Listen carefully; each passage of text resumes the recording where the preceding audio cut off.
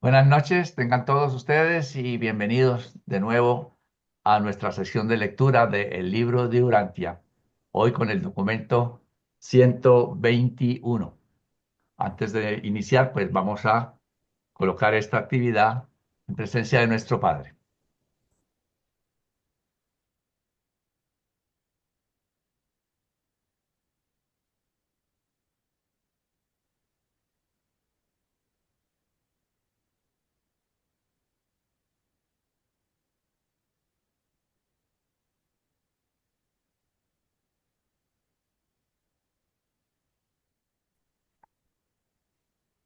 Muy bien, pues entonces damos inicio.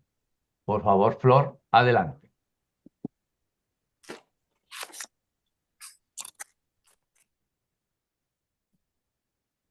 Los tiempos del otorgamiento de Micael, documento 121. Soy el ser intermedio secundario previamente asignado al apóstol Andrés, bajo la supervisión de una comisión de la Fraternidad de los Seres Intermedios Unidos de Urantia, compuesta por 12 miembros, y el patrocinio conjunto del presidente de nuestra orden y del Melquisedec de registro. He sido autorizado para narrar los actos de la vida de Jesús de Nazaret según fueron observados por mi orden de seres terrestres. Mi relato también se basa en parte en los escritos del sujeto humano a la sazón de mi custodia temporal. Andrés, consciente de que su maestro evitaba escrupulosamente dejar documentos escritos de su paso por la tierra, no permitió que proliferaran los ejemplares de su propio relato escrito. Los demás apóstoles de Jesús compartían esta preocupación. De aquí que pasara un largo tiempo para la escritura de los evangelios. 1. El Occidente en el primer siglo después de Cristo. Jesús no vino a este mundo en una era de decadencia espiritual. Al tiempo de su nacimiento, Urantia vivía un periodo de revitalización del pensamiento espiritual y de la vida religiosa de una intensidad tal que no se había conocido en la historia post-adánica ni se ha repetido desde entonces. Cuando Micael se encarnó en Urantia, el mundo ofrecía las condiciones más favorables para el autootorgamiento del Hijo Creador que se hubieran dado jamás o que se hayan dado desde entonces. En los siglos apenas anteriores a esta época, la cultura y el idioma griegos se habían expandido hacia el occidente y hacia el oriente cercano. Los judíos, raza levantina que por su naturaleza eran parte occidentales y parte orientales, contaban con las dotes ideales para utilizar ese ambiente cultural y lingüístico como medio de difusión de una nueva religión tanto al este como al oeste. Estas circunstancias altamente favorables se daban además en un medio particularmente auspicioso debido a la política tolerante de los romanos en el mundo mediterráneo. Podemos ver claramente esta combinación de influencias mundiales en las actividades de Pablo, hebreo entre los hebreos por su cultura religiosa, y él mismo, ciudadano romano, predicó el evangelio de un Mesías judío en lengua griega. No se ha visto en el occidente, ni previamente, ni desde aquel entonces, nada que se parezca a la civilización de los tiempos de Jesús. La civilización europea estaba unida y coordinada bajo una triple influencia extraordinaria. Uno, el sistema político y social romano. Dos, la cultura y el idioma griegos, así como hasta cierto punto la filosofía griega. Tres, la influencia en rápida expansión de las enseñanzas religiosas y morales de los judíos. Cuando nació Jesús, el mundo mediterráneo constituía un imperio unificado. Por primera vez en la historia, había buenas carreteras entre los principales centros habitados. Los mares estaban libres de piratas y una gran época de comercio y de viajes avanzaba rápidamente. Europa no volvió a disfrutar de periodos tan activos en movilidad y comercio hasta el siglo XIX después de Cristo. A pesar de la paz interior y de la prosperidad superficial del mundo grecorromano, la mayoría de los habitantes del imperio languidecían en miseria y pobreza. La pequeña clase alta era rica, pero la gran mayoría de la humanidad pertenecía a una clase baja, miserable y empobrecida.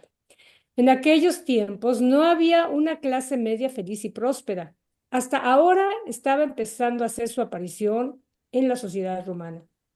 Las primeras luchas entre los estados expansivos, romano y parto, habían concluido en el reciente pasado, quedando Siria en manos de los romanos. En los tiempos de Jesús, Palestina y Siria disfrutaban de un periodo de prosperidad, de relativa paz y de extensas relaciones comerciales activas, tanto en el este como en el oeste. Es muy interesante lo que dicen aquí en este documento, que dicen que Europa no volvió a disfrutar de periodos activos y de comercio hasta el siglo XIX. Entonces yo me pregunto, al igual que dice que para el aspecto espiritual también estaba sumamente adecuado para que llegara Jesús. Y eso fue hace 2000 y fracción años. Entonces, si dicen los reveladores que desde ese tiempo estaba en esas condiciones y no se volvió a dar una característica en el modo de pensamiento y avance espiritual religioso hasta ahora, y que inclusive ni siquiera ahora, hablando del momento en que se dio la revelación, entonces, ¿qué ha pasado? O sea, nuestra ciencia avanzó, nuestra tecnología avanzó, pero ¿qué ha pasado con el avance espiritual, con el avance religioso? O sea, ¿quiere decir que hemos retrocedido? Ni siquiera hemos llegado a ese punto donde se estaba antes. Creo que es algo para pensar y para meditar y también para actuar, creo yo, si es que se puede. Bueno, esta fue la introducción, el uno, el 0 y el uno. Si hay algún comentario al respecto. Claudio, adelante, Claudio. Sí, ¿qué tal? Muy buenas noches. Bueno, respecto a lo que decías, Flor, eh, si nos ponemos a ver, bueno, no sé lo que habrá pasado en tiempo de Jesús, en lo que tiene que ver con lo espiritual, pero sí sabemos qué es lo que sucedió durante la Edad Media, durante actualmente mismo, actualmente, o sea, hay muchas iglesias que están perdiendo fieles, y no necesariamente porque están yéndose a otro tipo de comunidad. A veces, o sea, o se transforman en incrédulos, muchas veces también sucede porque son defraudados, ¿no? O se sienten defraudados por causa de alguien dentro de su comunidad, ya sea un dirigente o un hermano, no sé, pero sí, están achicándose en todas las iglesias, en realidad les está bajando la cantidad de fieles. Más allá de la revelación, nosotros todavía, ojalá pudiésemos tener muchos más, pero yo creo que lo nuestro todavía es incipiente en comparación con las demás iglesias. O sea, prácticamente nos conocemos todos, por lo menos los de habla hispana, nos conocemos todos. Y entonces es una comunidad todavía relativamente pequeña. No llegamos a esa masa crítica, como decís siempre, como para arrancar, ¿no? O sea, para poder decir que esto puede ser expandido. Yo creo que cada uno tiene su tiempo, ¿no? Y Dios lo toca en el corazón en el momento correcto. Así como decía recién lo que estaba leyendo, ¿no? Que eh, ahí uno se da cuenta que Dios no se equivoca, ¿no? Que justamente ese era el momento exacto como para que fuese el autootorgamiento de Jesús. Y bueno, ahora quedará en nosotros el tratar de ir sembrando las semillas. Quizás todavía estamos arando, ¿no? Pero igual que podamos ser impulsores de esta quinta revelación. Gracias. Gracias a ti, Claudio. Y sí, y creo que por la razón por la que se me ocurrió hacer el comentario es porque también pienso, hablan de que el Imperio Romano estaba fuerte en ese tiempo, pero ¿cuál fue la decadencia del Imperio Romano? Justamente los excesos hacia el lado negativo. Y yo a veces cuando escucho música o veo videos o veo todo lo que se produce a nivel social media, me pregunto si no estamos también yendo un poco hacia ese tipo de eventos que eventualmente puedan caer en un retroceso dramático. Pero bueno, nos toca poner atención y echarle ganas para adelante, ¿no? En fin. Bien, vamos a continuar. Le paso el micrófono a Gloria. Adelante, Gloria. Muy bien. 2. El pueblo judío. Los judíos formaban parte de la más antigua raza semita, la cual incluía también a los babilonios, a los fenicios y a los más recientes enemigos de Roma, los cartagineses. Durante la primera parte del primer siglo después de Cristo, los judíos eran el grupo más influyente entre las gentes semitas y ocupaban una posición geográfica particularmente estratégica en el mundo, tal como estaba por ese entonces gobernado y organizado para el comercio.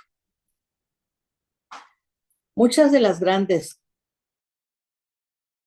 carreteras que unían a las naciones de la antigüedad pasaban por Palestina, que de este modo se convirtió en el cruce de 3 continentes. Por Palestina pasaron los viajeros, los comerciantes y los ejércitos de Babilonia, Asiria, Egipto, Siria, Grecia, Partia y Roma. Desde tiempos inmemoriales, muchas de las rutas de las caravanas del Oriente pasaban por alguna parte de esta región para llegar a los escasos buenos puertos del extremo oriental del Mediterráneo, y de allí zarpaban los barcos que llevaban mercancías al occidente marítimo. Más de la mitad de estas caravanas pasaba a través o cerca de la pequeña ciudad de Nazaret en Galilea. Aunque Palestina fue el manantial de la cultura religiosa judía y la cuna del cristianismo, los judíos ya estaban determinados en todo el mundo. Vivían en muchos países distintos y comerciaban en todas las provincias de los estados romano y parto. Grecia proveyó el idioma y la cultura, y Roma construyó las carreteras y unificó un imperio. Pero la dispersión de los judíos, que tenían más de 200 sinagogas y comunidades religiosas bien organizadas a lo largo y lo ancho del mundo romano, proporcionó los centros culturales que fueron los primeros en recibir el nuevo evangelio del reino del cielo, que de allí se divulgó con el tiempo aún a las regiones más remotas del mundo. Cada sinagoga hebrea toleraba a un grupo marginado de creyentes gentiles, devotos o temerosos de Dios, y fue precisamente en este grupo marginado de prosélitos en que Pablo logró la mayor parte de sus primeros conversos al cristianismo. Aún el templo de Jerusalén tenía una ornamentada plazuela de los gentiles. Había una relación estrecha de cultura, comercio y culto entre Jerusalén y Antioquía. En Antioquía, los discípulos de Pablo fueron llamados por primera vez cristianos. La centralización del culto del templo judío en Jerusalén constituyó tanto el secreto de la supervivencia de su monoteísmo como la promesa de nutrir y difundir al mundo un concepto nuevo y más amplio de ese único Dios de todas las naciones y Padre de todos los mortales. El servicio religioso de templo en Jerusalén representaba la supervivencia de un concepto cultural religioso ante las persecuciones raciales y dominaciones de una serie de jefes nacionales gentiles. El pueblo judío de este tiempo, aunque bajo el señorío romano, gozaba de considerable autonomía. Recordaban con orgullo los entonces recientes actos heroicos de liberación de Judas Macabeo y de sus inmediatos sucesores, y un libertador aún más magnífico, el ansiado Mesías. El secreto de la supervivencia de Palestina, el reino de los judíos como un estado semi-independiente, radicaba en la política exterior del gobierno romano, que deseaba mantener control sobre la carretera que, pasando por Palestina, unía a Siria y a Egipto, así como sobre las estaciones terminales occidentales de las rutas de las caravanas entre Oriente y Occidente. Roma quería evitar el advenimiento de un poder en el Levante que restringiera su expansión futura en estas regiones. La política de intriga que tenía por objeto el careo entre la Siria Seleucida y el Egipto tolemaico necesitaba de un Estado palestino separado e independiente. La política romana, la decadencia de Egipto y el progresivo debilitamiento de los Seleucidas ante el creciente poder de Patria explican el porqué un grupo pequeño y poco poderoso de judíos pudo mantener su independencia durante varias generaciones a pesar de las presiones de los Seleucidas al norte y de los Ptolomeos al sur. Los judíos atribuyeron esta libertad e independencia fortuita del régimen político de los pueblos más fuertes que los rodeaban al hecho de que ellos eran, entre comillas, el pueblo elegido, gracias a la interposición directa de Yahvé. Esta actitud de superioridad racial hizo que les resultara aún más difícil soportar el señorío romano cuando éste finalmente se hizo sentir en su tierra. Pero aún en ese momento angustioso, los judíos no quisieron ver que su misión en el mundo no era política, sino espiritual. En los tiempos de Jesús, los judíos vivían en un estado de aprensión y sospecha, porque estaban gobernados por un foráneo, Herodes el Idumeo, quien había agarrado la jurisdicción de Judea por medio de una hábil amistad con los gobernantes romanos. Aunque profesara su lealtad a la observación de las ceremonias hebreas, Herodes había mandado construir varios templos a muchos dioses extraños. Relaciones amistosas de Herodes con los gobernantes romanos garantizaban la seguridad para los viajeros judíos. Por lo tanto, abrió el camino para una mayor penetración de los judíos con el nuevo evangelio del reino celeste a unas regiones distantes del Imperio Romano y a varias naciones aliadas. El reinado de Herodes también contribuyó a una mayor mezcla de las filosofías hebreas y helenísticas. Herodes construyó el puerto de Cesarea, abriendo así nuevos caminos que fortalecieron la posición de Palestina como la encrucijada del mundo civilizado. Murió en el año 4 a.C. y su hijo, Herodes Antipas, gobernó en Galilea y Perea durante su juventud y el ministerio de Jesús hasta el año 39 después de Cristo. Antipas fue, como su padre, un gran constructor. Reconstruyó muchas de las ciudades de Galilea, incluyendo el importante centro comercial de Séforis. Los dirigentes religiosos de Jerusalén, los maestros rabínicos, no les tenían gran simpatía a los galileos, y cuando nació Jesús, Galilea era más gentil que judía.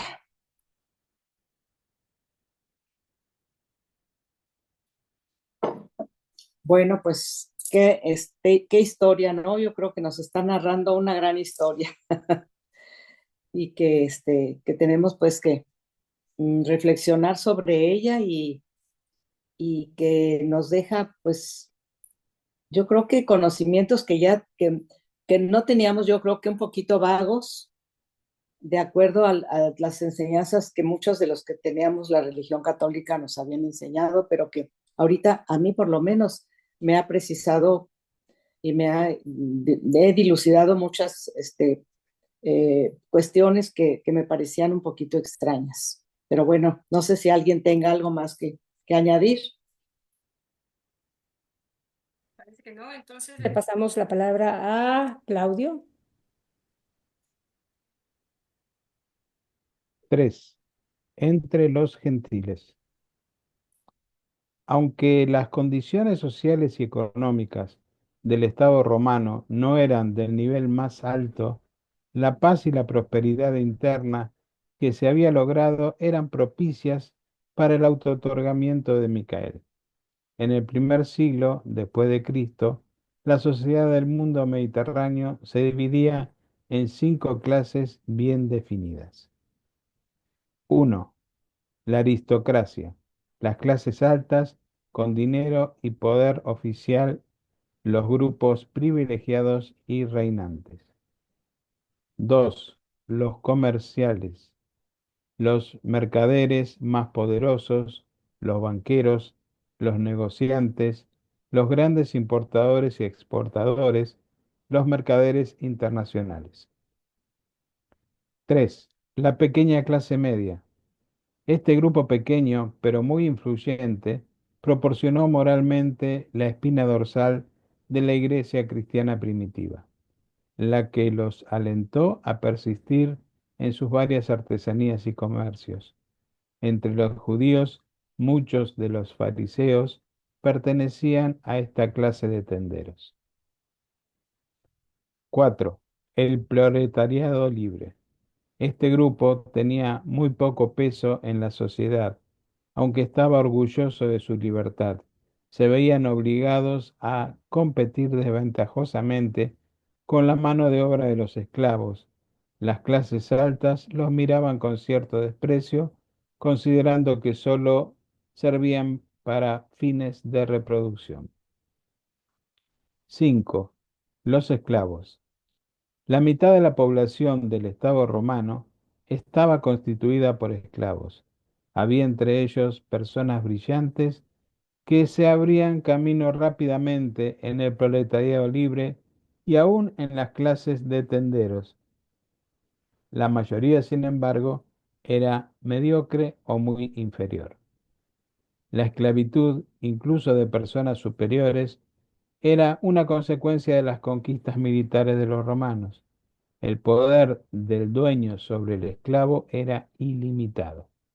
La iglesia cristiana primitiva estaba compuesta en gran parte por las clases bajas y por los esclavos. Los esclavos más capaces frecuentemente recibían salarios y con sus ahorros conseguían eventualmente comprar su libertad. Muchos de estos esclavos, así emancipados, llegaron a ocupar altas posiciones en el Estado, en la Iglesia y en el mundo del comercio. Precisamente por este motivo, la Iglesia cristiana primitiva se mostró tan tolerante de esta forma modificada de esclavitud.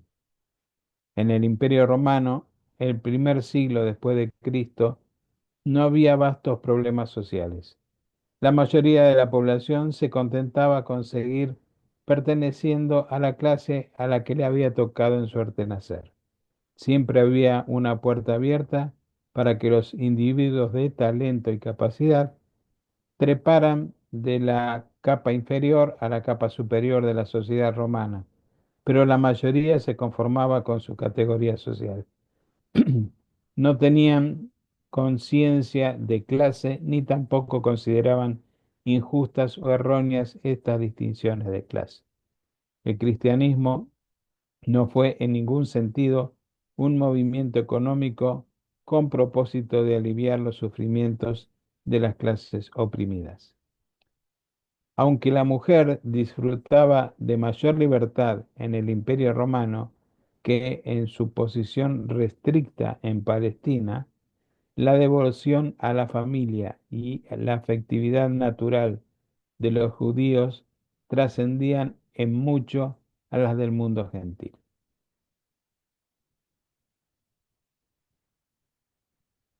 Bien, no sé si alguien tiene algún comentario.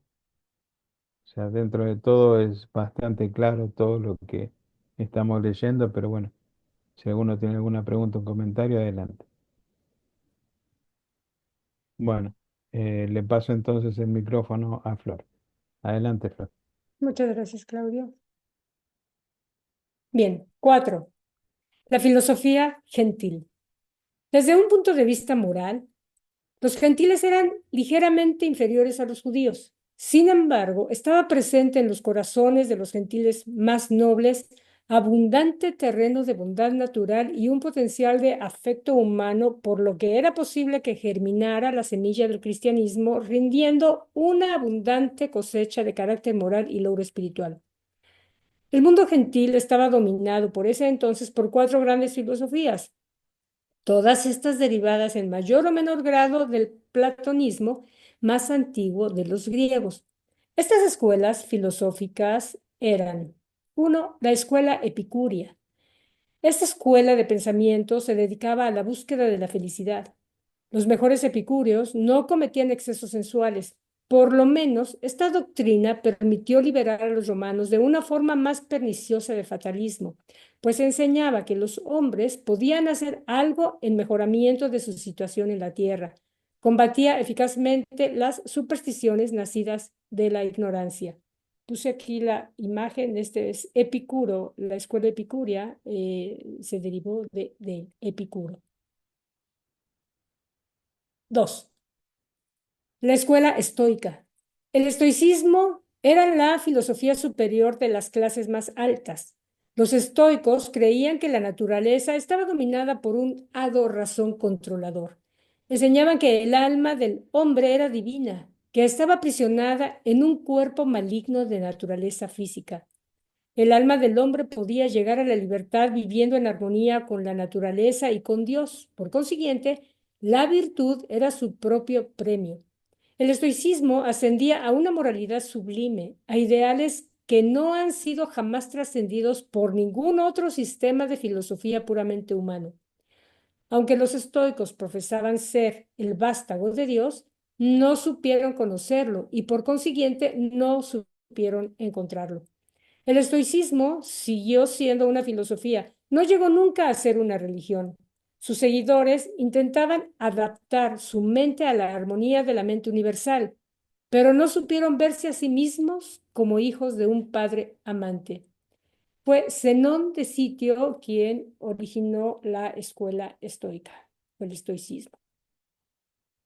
Pablo se inclinó fuertemente hacia el estoicismo cuando escribió: he aprendido a contentarme cualquiera que sea mi situación. 3. La escuela cínica. La filosofía de los cínicos derivaba de Diógenes de Atenas. Diógenes de Sinope era su nombre completo. Diógenes de Atenas. Sin embargo, buena parte de su doctrina se puede remontar a lo que quedara de los restos de las enseñanzas de Maquiventa Melquisedec. El cinismo había sido primero una religión más que una filosofía. Debe notarse que la religión filosofía cínica tenía elementos democráticos. Los cínicos pregonaban su doctrina en los campos y en los mercados, enseñando que el hombre puede salvarse a sí mismo si quiere. Predicaban la sencillez y la virtud y alentaban a los hombres a enfrentarse sin temor a la muerte. Estos cínicos sacerdotes ambulantes hicieron mucho en preparar al pueblo espiritualmente hambriento para los misioneros cristianos que llegaron después.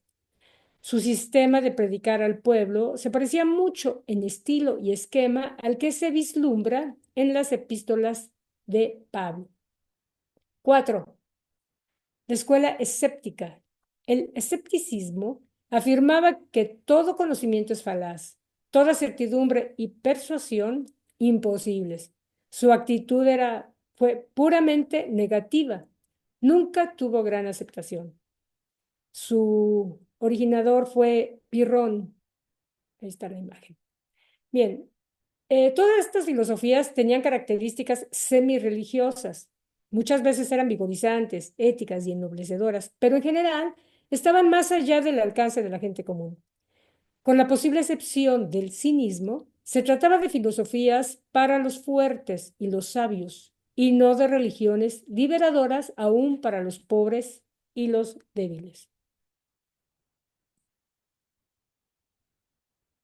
Es algo que nos brindan los reveladores que al menos yo no conocía. No sé si ustedes están muy empapados de esta información, pero es bueno saber el tipo de religiones o filosofías que se manejaban entre los gentiles en esos tiempos. Suena interesante.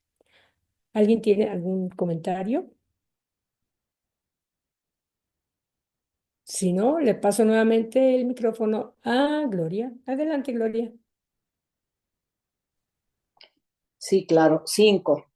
Las religiones gentiles. Durante todas las eras precedentes, la religión había sido fundamentalmente un asunto tribal o nacional, casi nunca una preocupación del individuo.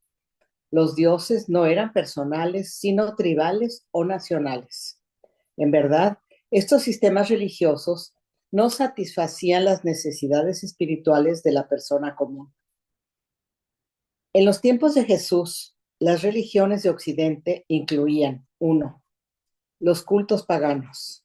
Eran la combinación de la mitología, el patriotismo y la tradición helénicos y latinos. 2. Adoración al emperador. Esta deificación del hombre como símbolo del Estado fue disputada muy seriamente por los judíos y por los cristianos primitivos.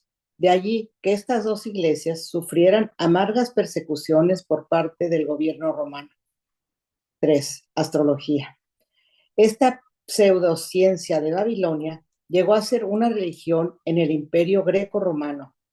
Aún en el siglo XX, el hombre no se ha liberado completamente de estas creencias supersticiosas. 4. Las religiones de misterio. En ese mundo tan espiritualmente hambriento, proliferaban los cultos misteriosos, nuevas y extrañas religiones provenientes del Levante que sucedían al hombre común con la promesa de la salvación individual. Estas religiones fueron aceptadas rápidamente entre las clases bajas del mundo greco-romano. En verdad, prepararon el camino para la rápida expansión de las muy superiores enseñanzas cristianas que presentaron un concepto majestuoso de la deidad, asociado con una teología fascinante para los inteligentes del hombre, para los inteligentes y el ofrecimiento generoso de la salvación de todos los hombres, incluso del hombre común e ignorante, pero espiritualmente hambriento de aquellos tiempos. Las religiones de misterio marcaron el fin de la era de las creencias nacionales, dando origen a numerosos cultos personales. Había muchos cultos de misterio, pero todos tenían ciertas características comunes. A saber, 2 puntos. 1. Una leyenda mística, un misterio, de allí su nombre. En general, el misterio tenía que ver con la vida, muerte y resurrección de un Dios, tal como se ilustra en las enseñanzas del mitraísmo, contemporáneas por algún tiempo con el culto del cristianismo primitivo de Pablo y competidoras del mismo. 2.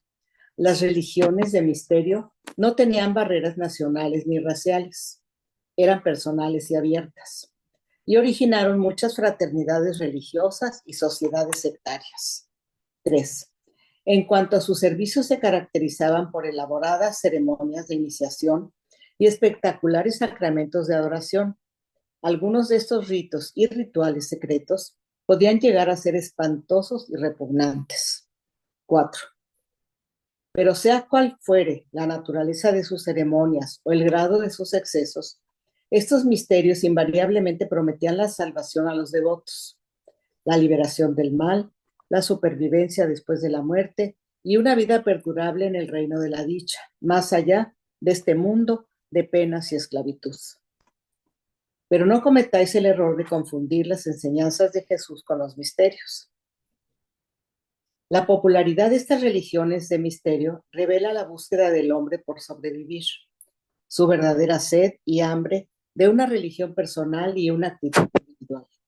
Aunque estos misterios no podían satisfacer adecuadamente este anhelo, prepararon el camino para la aparición subsiguiente de Jesús, quien en verdad trajo a este mundo el pan y el agua de la vida.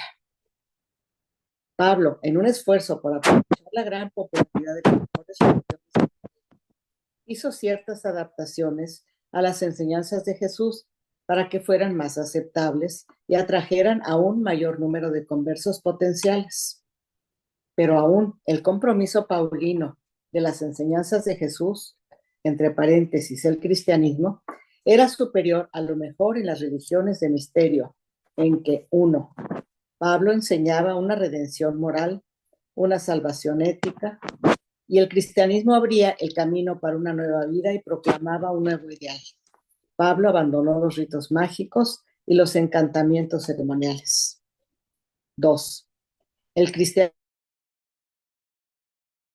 representaba una religión que trataba las soluciones profundas del problema humano, porque no solo ofrecía la salvación del sufrimiento y aún de la muerte, sino que prometía también la liberación del pecado y la consiguiente dotación de un carácter recto con cualidades de supervivencia eterna. 3. Los misterios se basaban en los mitos.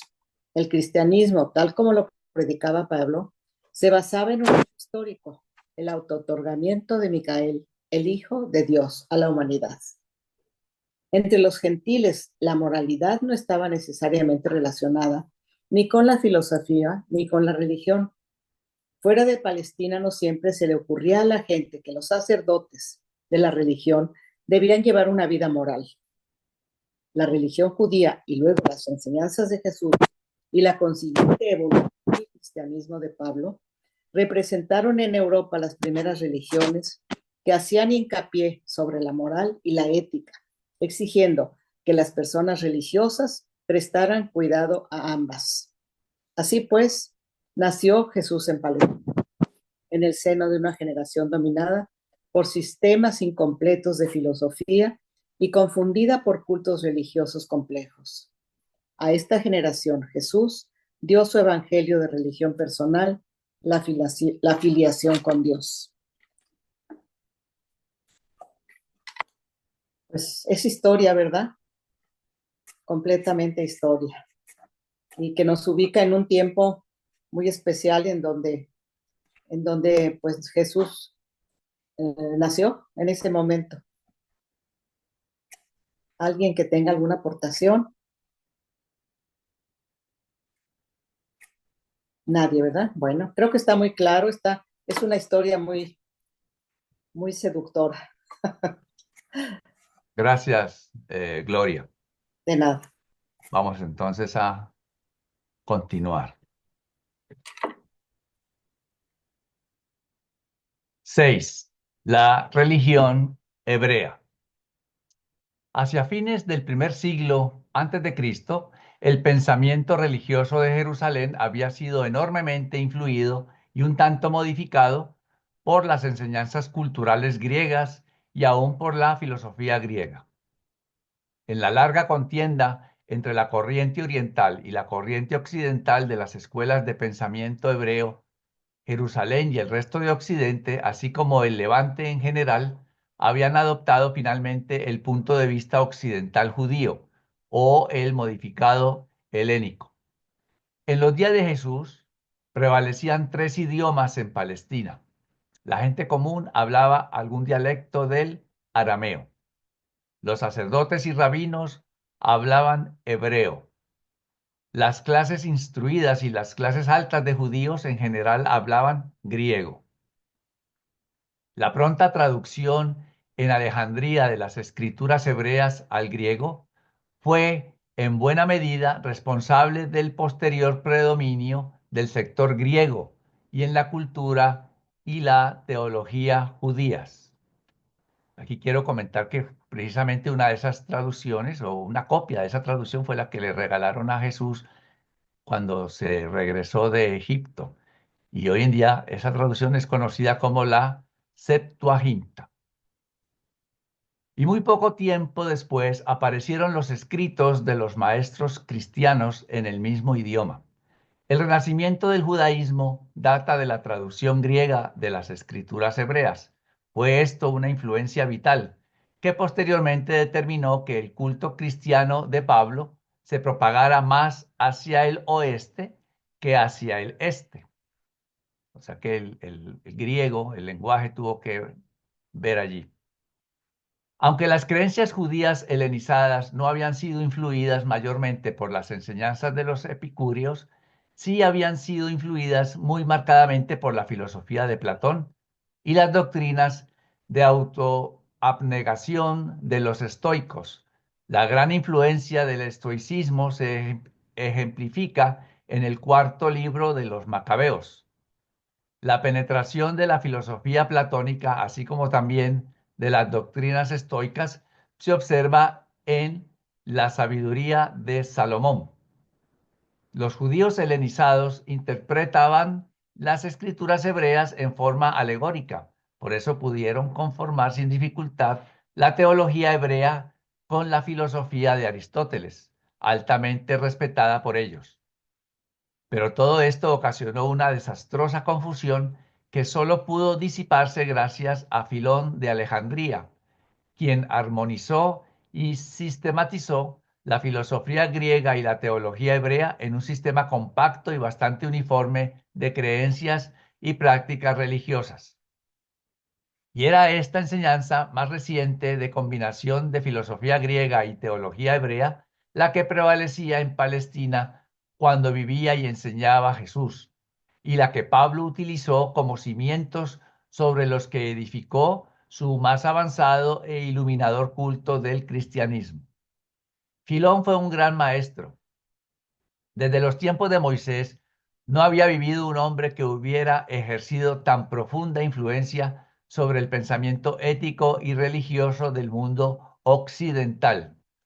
En el asunto de la combinación de los mejores elementos de los sistemas contemporáneos de enseñanzas éticas y religiosas, hubo 7 maestros humanos sobresalientes, que son los siguientes: Setar, Moisés, Zoroastro, Lao Tse, Buda, Filón y Pablo. Vemos que entre Moisés y Filón pues encontramos a Zoroastro, Lao Tse y Buda, pero esos tuvieron influencia en el Oriente. Por eso nos dice ahí arriba que entre Moisés no había surgido nadie hasta que llegó Filón para tener influencia en el mundo occidental. Pablo supo reconocer muchas, aunque no todas, de las incongruencias contenidas en las enseñanzas de Filón, que provenían del propósito de combinar la filosofía mística griega y las doctrinas romanas estoicas con la teología legalista de los hebreos, y eliminó prudentemente muchas de estas discrepancias en su teología básica precristiana. Filón abrió el camino para que Pablo pudiera establecer más plenamente el concepto de la Trinidad del paraíso, que había estado latente durante mucho tiempo en la teología judía.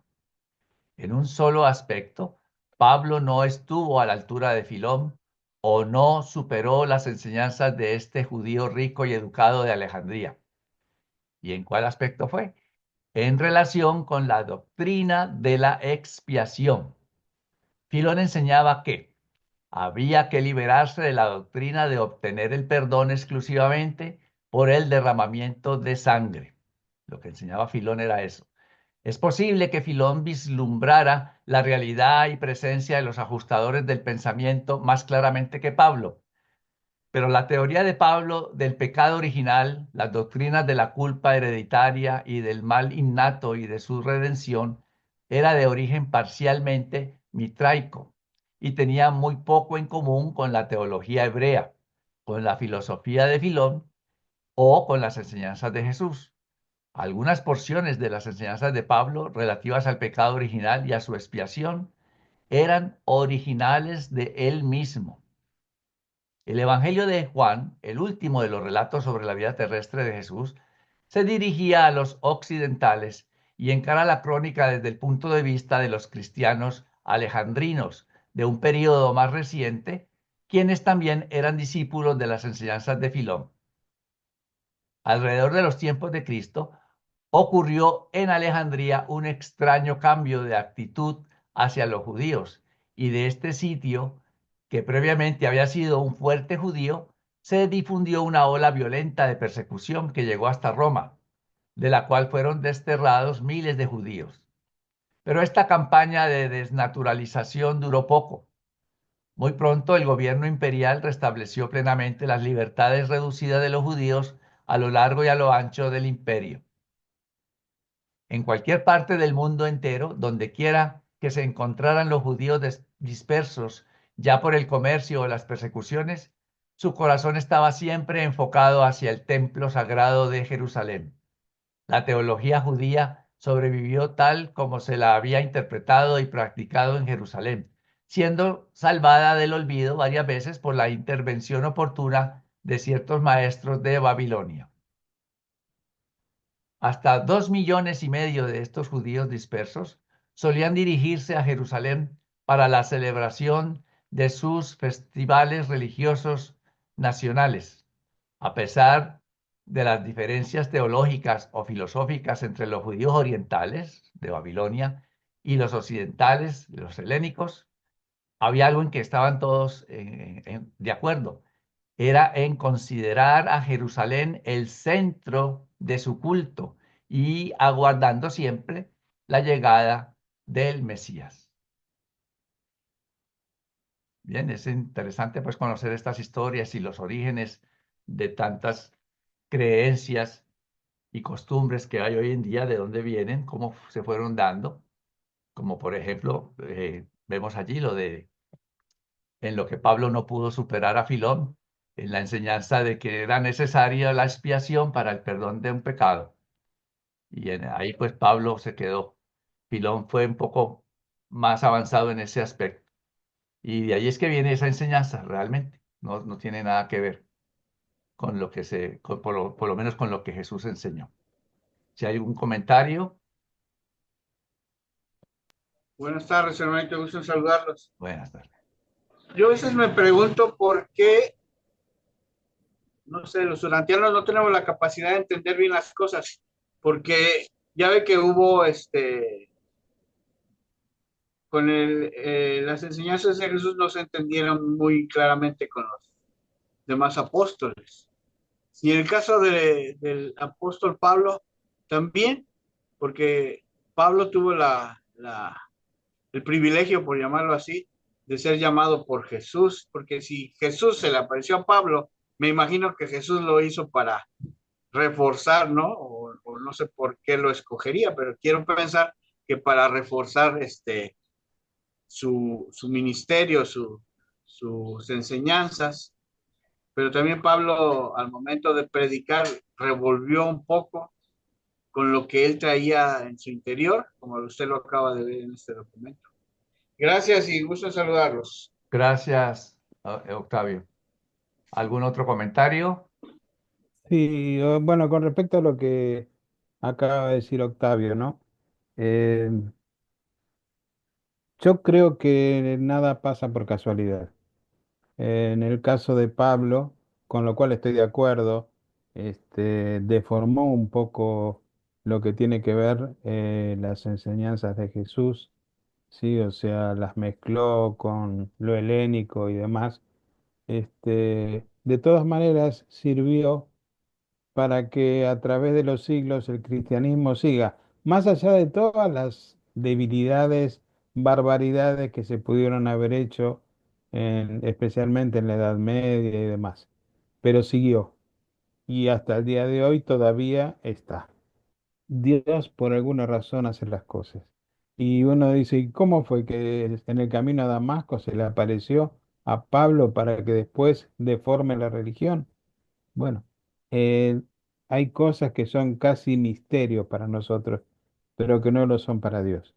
Entonces, o sea, es saber entenderlo, es saber aceptarlo y bueno, todo después tiene su momento en el que se acomoda. ¿Mm? Tengo una cierta, siempre me ha causado de incógnita el tema de que Pablo se tuvo una aparición, etcétera. Yo no sé, no estoy tan segura de que Jesús se le apareció a Pablo. Lo que yo sé es que Jesús platicó cuando joven con un muchacho, Esteban. Este muchacho, Esteban, posteriormente abrazó la causa de Jesús sin saber que era Jesús, o sea, como la persona con la que él habló. Abrazó esa causa y la defendió a tal grado que inclusive murió apedreado, o sea, murió. Y justamente, ya lo vamos a ver después en otro documento, pero porque estamos tocando el tema, lo digo. Dice, cuando Esteban dio su vida en pago por el ataque del templo judío, estaba presente un ciudadano de Tarso llamado Saulo, o sea, era Pablo.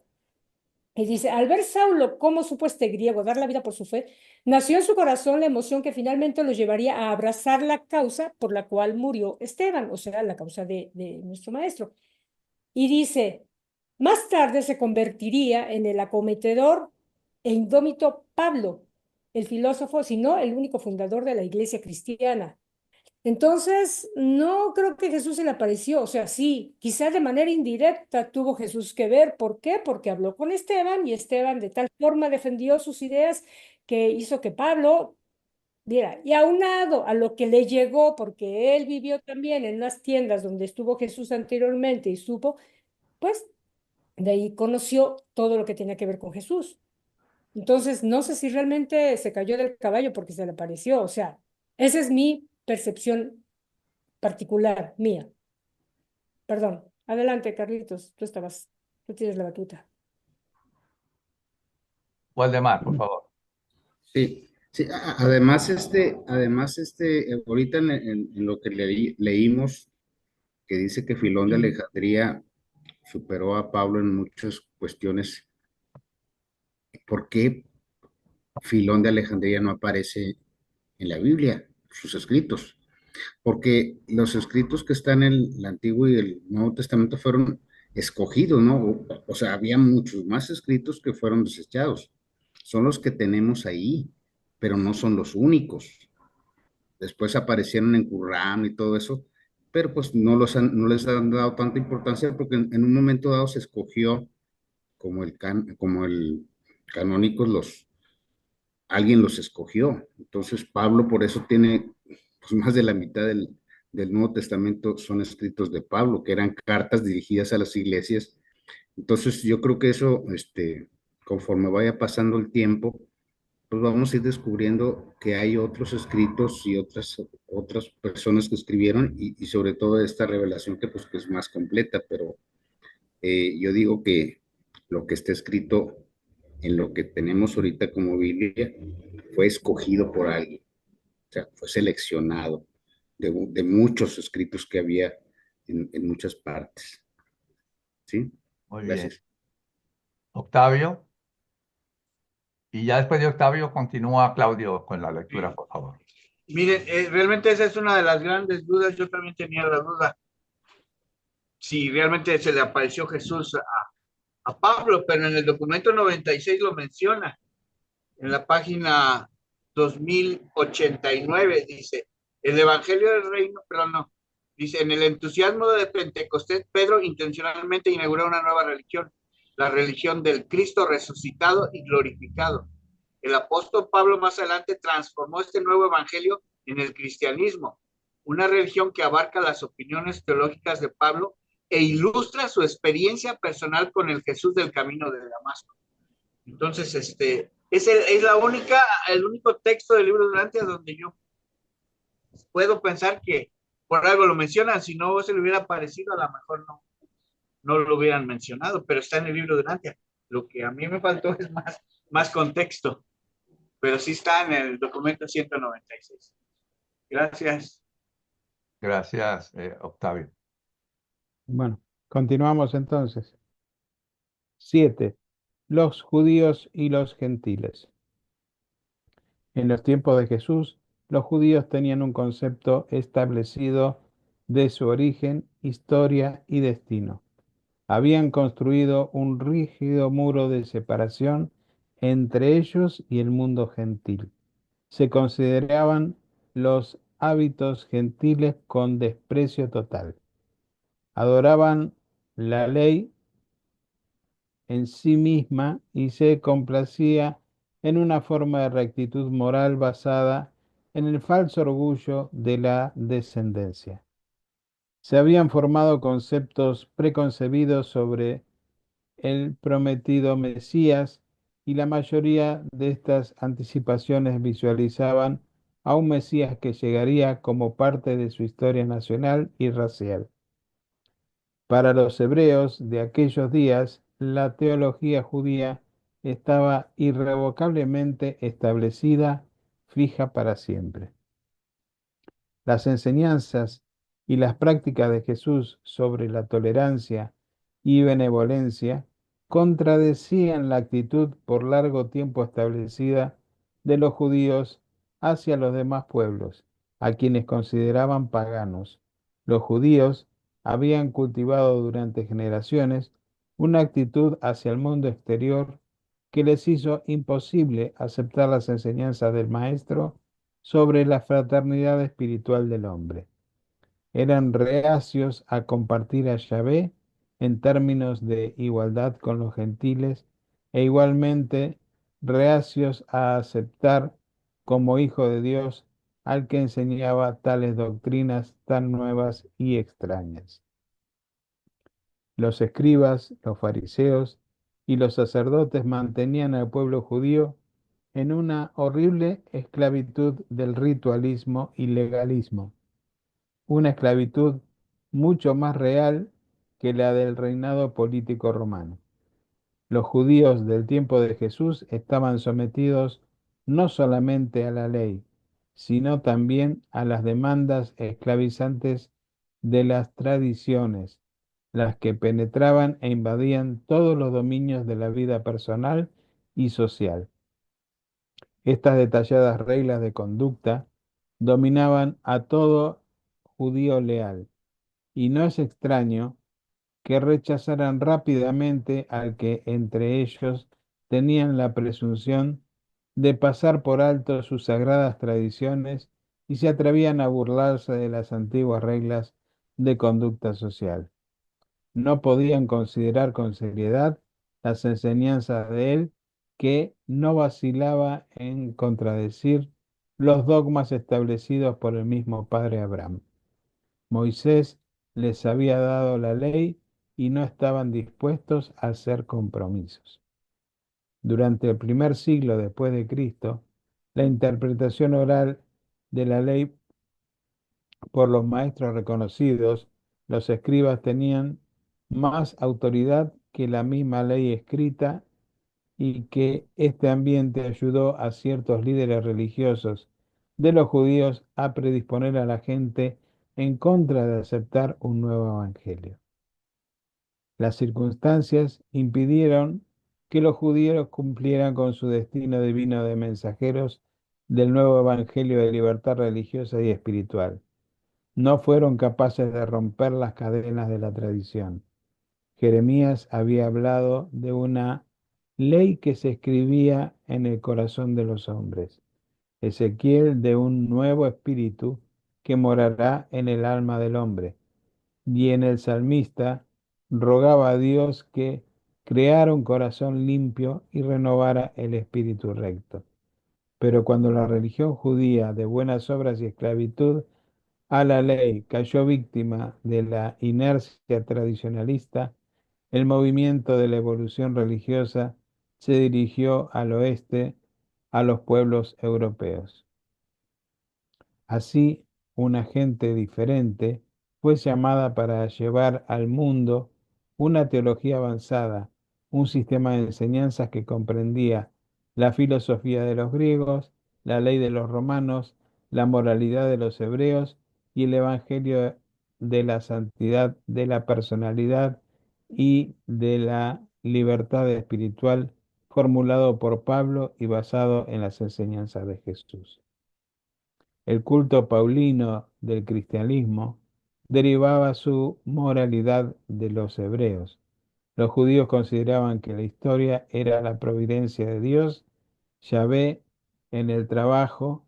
Los griegos contribuyeron a las nuevas enseñanzas con conceptos más claros de la vida eterna. Las doctrinas de Pablo se llegaron influidas en cuanto a su teología y filosofía, no solo por las enseñanzas de Jesús, sino también por Platón y Filón. En ética estaban inspirados no solamente por Cristo, sino también por los estoicos. El Evangelio de Jesús, incorporado por Pablo en el culto del cristianismo de Antioquía, se mezcló con las siguientes enseñanzas. 1. El razonamiento filosófico de los prosélitos griegos convertidos al judaísmo, que incluía algunos de sus conceptos sobre la vida eterna. 2. Las atractivas enseñanzas de los cultos de misterio en boga de esa época, especialmente las doctrinas mitraicas de redención, expiación y salvación mediante el sacrificio hecho por algún dios. 3. La moralidad sólida de la religión judía establecida.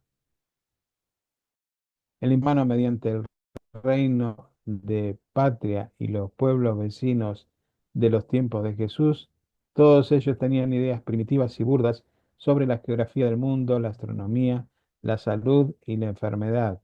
Naturalmente, les asombraron las nuevas y sorprendentes declaraciones del carpintero de Nazaret.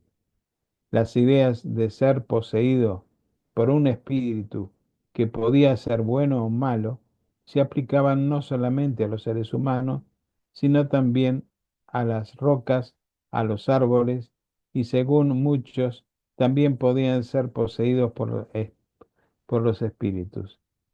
Era una era de encantamientos y todo el mundo creía que los milagros como ocurrencias diarias. ¿Algún comentario? Yo que no tengo manita. Adelante, Luis. Sí, solamente quería, eh, yo estoy de acuerdo con lo que dice Flor. Yo no creo que el episodio de que Jesús se le apareciera a Pablo, primero porque no tendría ninguna lógica. No sé, se estuvo 3 años adoctrinando a un grupo, viviendo con ellos, que lo vieran como no solamente cómo hablaba, sino cómo vivía, cómo creía, cómo se relacionaba con el Padre, para después ir a agarrar a explicarle, como decía, como estos no entendieron nada, te lo voy a decir a ti en 15 minutos. Entonces, para mí nunca tuvo lógica la mención que hace el libro Durante sobre el camino de Damasco es porque esa es como decir la historia que contó Pablo de su conversión. Y para mí es lo mismo que va a pasar cuando Pedro ve a Jesús caminando por las aguas, que eso tampoco ocurrió. Eso fue un sueño que tuvo él, y aunque los discípulos, y se tiró al agua y todo, porque estaba soñando, y los que lo rescataron fueron sus mismos discípulos, compañeros, pero para él toda la vida fue un encuentro que Jesús lo levantó de las aguas, y para él fue tan real, ciertamente fue real, y marcó su vida y todo, y, y para su vida fue muy importante. Pienso que también Pablo tuvo que haber tenido una experiencia de esa manera, pero no tiene que ser que fuera real, que Jesucristo se le apareció como tampoco a Jesucristo sacó a Pedro del agua. Este, y yo más bien pienso que, no sé si fue bueno o fue malo, pero por la historia, pienso que el único beneficio que ha traído el cristianismo ha sido que haber mantenido quizás el pensamiento de Jesús hasta 2000 años después, ¿no? Para mí, Pablo transmitió muchas más de sus enseñanzas que de experiencias que tuvo con Jesús, porque para empezar ni siquiera lo conoció. Ese era mi comentario también, personal. Gracias, Luis. Octavio. Fíjese, hermanito, que yo también he pensado eso que usted acaba de decir, porque no sé si se fijan, el texto donde dice de la experiencia de Pablo, o no creo si se dice así, está ahí como en negritas, o sea, hasta lo destacan con otro tipo de letra. Entonces, puede entenderse como usted lo plantea, pero yo también lo entiendo desde el otro punto de vista. ¿Por qué? Porque si ustedes leen el Nuevo Testamento, tiene una profundidad espiritual tan grande, que pues no creo que Pablo nada más de la noche a la mañana aprendió todo eso, porque el apóstol Pablo te habla del ajustador de pensamiento, te habla de los mundos morontiales, te habla creo que de Jerusalén y otras muchas cosas más que vienen en el libro Durante. Entonces, ¿de dónde sacó esa información Pablo? Porque los apóstoles nunca se les habló de ello, jamás. También hay una frase muy interesante del apóstol Pablo que dice que solamente el espíritu que vive en tu espíritu te da testimonio de que eres hijo de Dios. Y también habla mucho, tiene una profundidad espiritual muy grande el Nuevo Testamento. Entonces yo me pregunto, ¿de dónde salió todo eso? Una explicación pudiera ser que Jesús se le apareció, pero también usted tiene razón, puede ser la historia que Pablo de alguna manera recreó, ¿no? Y la plasmó, y por eso se confunde y revuelve todo. Pero entonces ahí es lo que vuelvo yo a insistir, nos debieron haber dado un poquito más de información porque provoca estos comentarios. Gracias. Gracias a ti, Octavio. No Yo sé si alguien más. un detalle, que en el 196, como tú mencionas, dice la experiencia religiosa personal de Pablo. Y sí, por supuesto, sí, se presta a pensar muchas cosas, pero cuando hablas de experiencia personal religiosa, o sea, es la persona con su experiencia personal religiosa. Por otro lado, si nos ponemos a ver para ese tiempo, el cuerpo de Jesús ya no existía como tal y Jesús no iba a romper, tú sabes que los creadores no rompen sus propias reglas. Entonces, parte el cuerpo monocencial ya, o sea, Jesús ya era historia aquí, no podía regresar como Jesús. Basándome en los detalles que ellos cuentan sobre cómo hacen la energía moloncial y luego cómo trascendió Jesús para llegar nuevamente a posicionarse como Micael. Eso me da a pensar que es raro. Ahora, por otro lado también, Jesús sí dijo todo, dijo muchísimo, dijo, hay muchos mundos en la casa de mi padre. Lo que pasa es que cuando te pones a ver todo lo que dijo, sus discursos sobre la realidad, dijo mucho. Dijo todo. Lo que pasa es que, claro, o sea, bajo el contexto de la época no se entendió mucho. Si ahorita que tenemos un panorama o una visión, digamos, más amplia de lo que podría ser el gran cosmos, no todo, pero más o menos, imagínate en esa época cuyo marco de referencia era su propio entorno, o sea, era muy difícil poder entender a Jesús por parte de los apóstoles. Ahora, nadie está negando que Pablo hizo una gran labor, porque gracias a Pablo, de alguna manera, con sus pros y contras, estamos aquí gracias a lo que él buenamente dio a conocer, ¿no? Que fue muy valioso. Pero bueno, Hermanita, perdón, esa experiencia pudo haber sido el mismo ajustador de pensamiento o el espíritu de la verdad que ya se encontraba, claro, por supuesto, claro, que sí. debió haber sido cualquiera de esos dos, no Ujú. la presencia espiritual de Jesús, pero porque por eso dejó el espíritu de la verdad. Ese es un muy buen punto, sí, porque es justamente el espíritu de la verdad, como dijo él, mando en mi lugar al nuevo maestro. Entonces, Así sí pudiera aplicar. Está ujú. interesante. Buen punto, buen punto. Gracias, Octavio. Siler, perdón. No, por favor. Muchas gracias, Flor. Sí, realmente, este, yo pensaba mientras hablaba Flor y recordando la parte que había leído, ¿no? Sobre los cerrados que eran todos el pueblo judío en general, ¿no? O sea, por eso quizás, o sea, es como que alguien viene y te quiere patear el negocio, ¿no? O sea, estoy hablando de lo que tiene que ver con los sacerdotes judíos que los tenían de alguna manera eh, sofocados o esclavizados espiritualmente a todo el pueblo.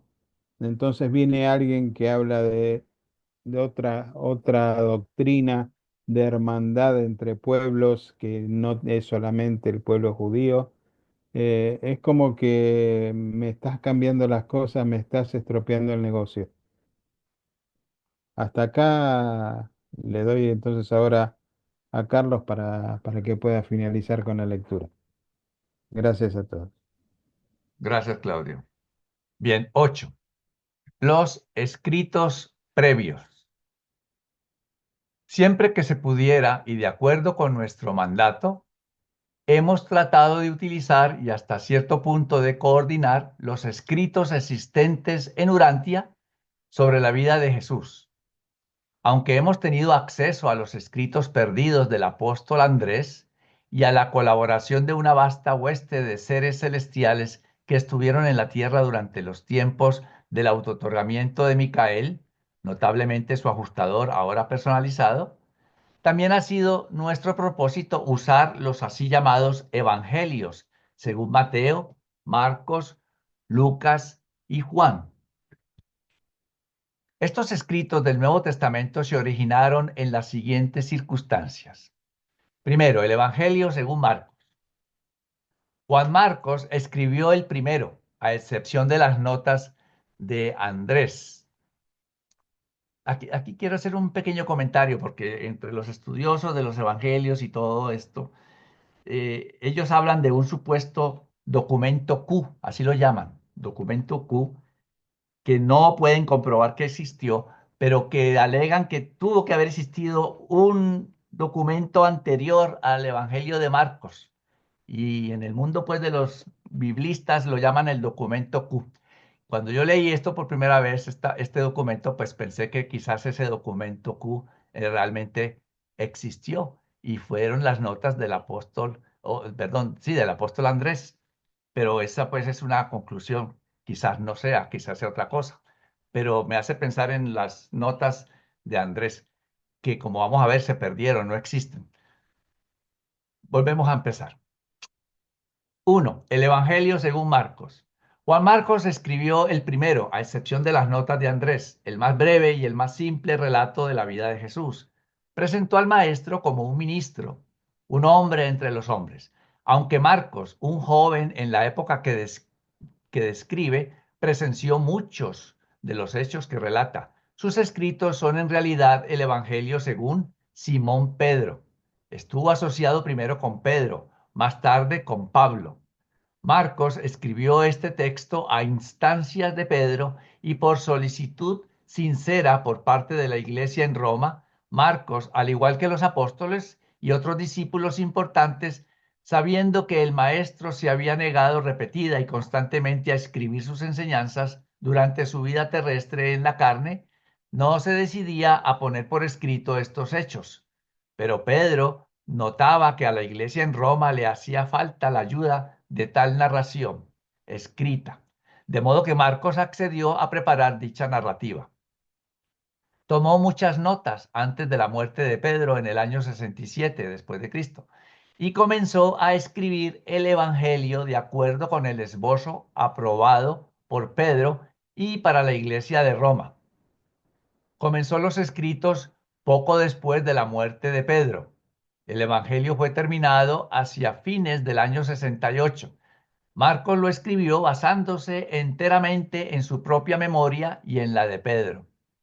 Desde entonces el relato se ha cambiado considerablemente, se han eliminado numerosos pasajes y se han agregado algunos elementos posteriores al final para reemplazar la última quinta parte del Evangelio original que se perdió del primer manuscrito antes de que fuera copiado.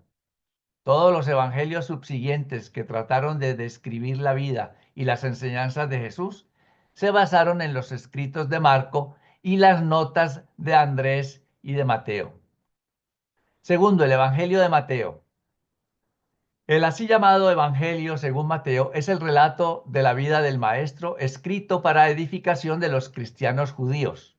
Su autor trata constantemente de mostrar en la vida de Jesús que mucho de lo que hizo fue para que se cumplieran las palabras del profeta. El Evangelio, según Mateo, describe a Jesús como hijo de David, altamente respetuoso de la ley y los profetas. El apóstol Mateo no fue el autor de este Evangelio. Este Evangelio fue escrito por Isador, uno de sus discípulos, que tenía como referencia para este trabajo no solamente los recuerdos personales de Mateo, sino también ciertas notas de Mateo sobre las palabras de Jesús, tomadas inmediatamente después de la crucifixión. Los escritos de Mateo eran en arameo. Isador escribió en griego. No hubo intención de engaño al atribuir el escrito a Mateo. En aquellos tiempos esa era la forma en que los discípulos honraban a sus maestros. Los escritos originales de Mateo fueron editados y ampliados en el año 40 después de Cristo, poco antes de que Mateo partiera de Jerusalén para predicar el Evangelio. Se trataba de escritos personales y el último ejemplar en existencia fue destruido en el incendio de un monasterio sirio en el año 416. Isador huyó de Jerusalén en el año 70, después del bloqueo de la ciudad de los ejércitos de Tito, y se llevó a Pella una copia de las notas de Mateo. En el año 71, estando en Pella, Isador escribió el Evangelio según Mateo. También tenía consigo las primeras 4/5 partes del relato de Marcos. Tercero, el Evangelio según Lucas. Lucas, el médico gentil de Antioquía en Pisidia, fue convertido por Pablo y escribió una historia de muchas maneras distinta de la vida del maestro. En el año 47 se hizo seguidor de Pablo y comenzó a enterarse de la vida y las enseñanzas de Jesús. Lucas preserva mucho de la gracia del Señor Jesucristo en su recopilación de datos recogidos de las palabras de Pablo y de otros. La imagen del maestro pintada por Lucas es la del amigo de los publicanos y los pecadores. Organizó en forma de evangelio sus muchas notas solo después de la muerte de Pablo. Lucas escribió en Acaya durante el año 82. Pensaba escribir 3 libros sobre la historia de Cristo y del cristianismo, pero murió en el año 90 después de Cristo, cuando estaba a punto de terminar la segunda de estas obras, Hechos de los Apóstoles. El Evangelio de Lucas se basaba principalmente en la historia de la vida de Jesús, tal como Pablo se la había narrado. En este sentido, el Evangelio de Lucas es, en cierto modo, el Evangelio según Pablo. Pero Lucas contaba con otras fuentes de información.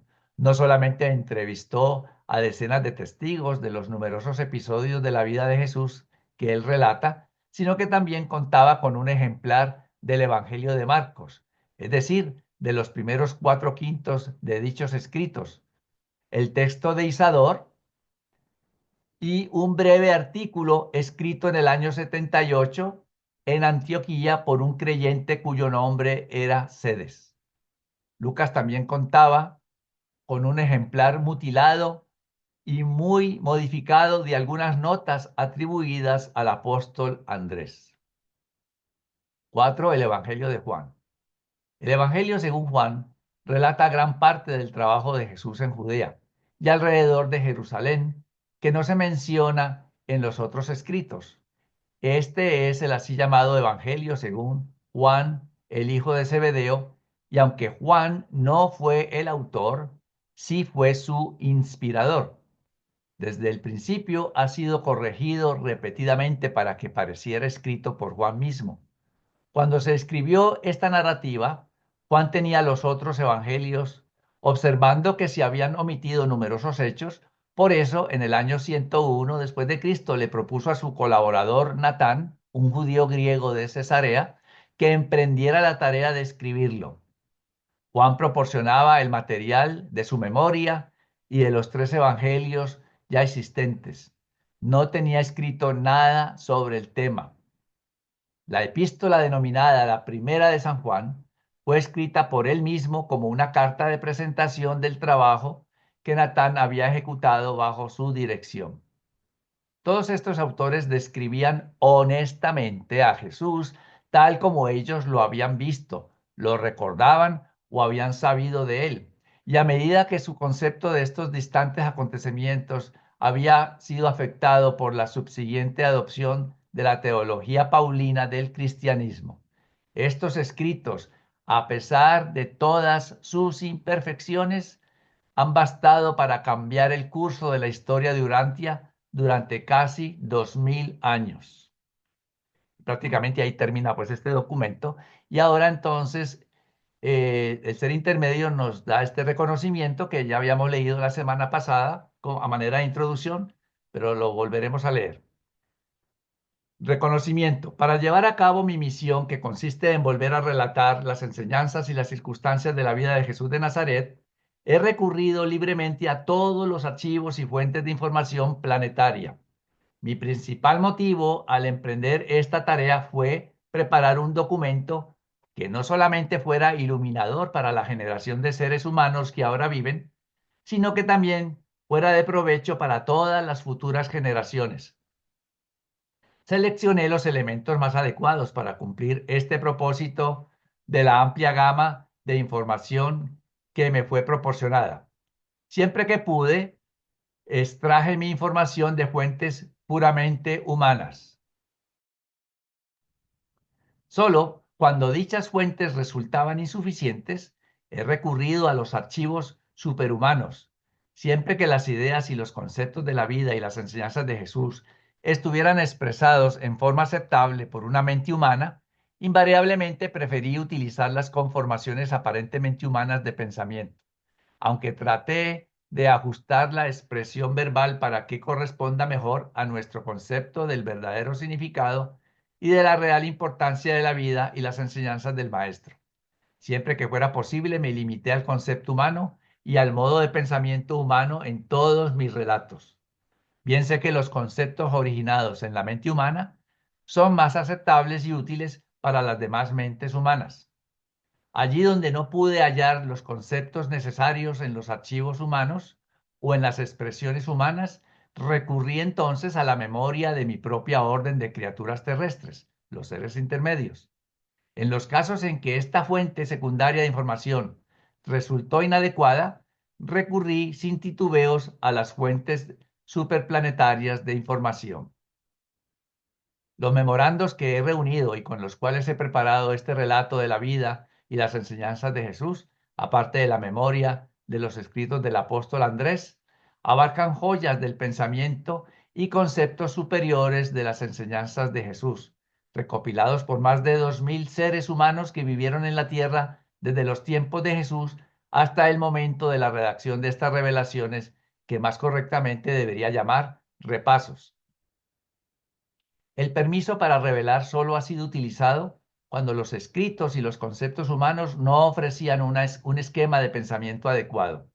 Mi misión de revelación me prohíbe recurrir a fuentes extrahumanas para información o expresión hasta que atestiguara que había agotado todas las posibilidades para encontrar la expresión conceptual necesaria en las fuentes puramente humanas.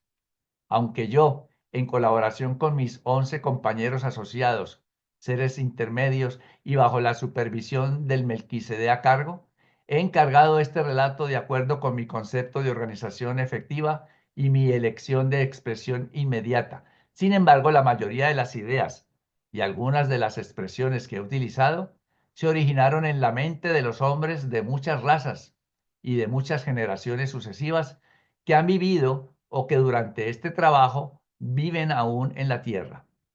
En realidad, he actuado como recopilador y corrector más que como narrador original. Me he apropiado sin dudarlo de las ideas y conceptos preferiblemente humanos que permitieran crear el retrato más auténtico de la vida de Jesús y reiterar sus enseñanzas inigualables mediante una fraseología altamente provechosa y universalmente esclarecedora. En nombre de la fraternidad de los seres intermedios unidos de Urantia, deseo expresar nuestra inmensa gratitud a todas las fuentes y archivos de hechos y conceptos que hemos utilizado para elaborar esta nueva exposición de la vida de Jesús en la tierra. Y estuvo la lectura a cargo de Flor Robles, Gloria Rodríguez, Claudio Fernández y este servidor Carlos García. Si hay algún comentario con este numeral final que nos aclara un poco más cómo es que esos evangelios nos llegaron, pero también nos dicen lo importante que fueron. Realmente no podemos decir que sirvieron de mal.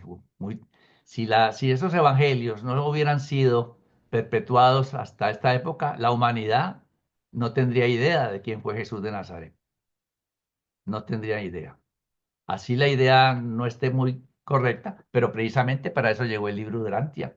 Ya es hora de que corrijamos y ampliemos esa información y seguramente más adelante llegará más corrección y más información. Porque como dice por allí en la Biblia, uno de los evangelios dice que si se escribieran todas las cosas que Jesús enseñó e hizo, dice que los libros no cabrían en la tierra, ¿no? Quizás un poco exagerada la frase, pero dice que es tanta la cosa que él hizo que no cabrían los libros. Así que, y si uno ve realmente, cuando uno compara la Biblia o un evangelio, ¿no? No hablemos de la Biblia, de los 4 evangelios. Para mí los evangelios son como los titulares. Cuando uno coge un periódico que lee el titular, pues ese es el evangelio, el titular. Si yo ya quiero saber más, tengo que leer eso en el libro Durantia, que me cuenta la historia completa. Una de mis hobbies favoritos es leer un suceso en la Biblia y después leerlo en el libro Urantia. ¿Y qué diferencia tan tremenda hay? Porque en la Biblia ocupa un párrafo, mientras que acá en el libro hasta 2, 3, 4 párrafos, a veces hasta un capítulo entero, y con mucha más información y detalles. ¿Cómo podemos introducir el libro de Urantia a través de la Biblia? Partiendo de la Biblia, enseñar el libro de Urantia. Yo creo que se puede. Sería bueno, porque entonces, claro, si uno llega directamente con un libro de Urantia, hay gente que se espanta y no quiere saber nada. Pero si uno llega con la Biblia y por ahí, poco a poco, hay que saberlo, hay que tener mucho tacto. Es una, un arte realmente, un método educativo para lograr hacerlo. Pero yo creo que se puede. Los despido, les agradezco su asistencia, su fidelidad y sepan que estos documentos que vienen ahora en adelante van a ser muy buenos, bueno, maravillosos, muy, muy informativos y que nos llenan cada vez de más tranquilidad y de más paz, de saber más cosas de las que Jesús enseñó, que ese realmente es el verdadero evangelio. Evangelio no es una biografía, evangelio es el mensaje que Jesús trajo de que somos hijos de un mismo Padre y por consiguiente, pues somos hermanos. Mire qué sencillo, pero qué difícil que es entenderlo y sobre todo vivirlo y ponerlo en práctica, porque por cualquier cosita ya nos agarramos. Así que feliz noche, felicidades, buen fin de semana y los esperamos Gracias, el igualmente. próximo jueves, Dios mediante. Que esté muy bien. Gracias, Un Carlitos. abrazo a todos. Qué Hasta lindo estar con siempre, ustedes. gracias. Gracias.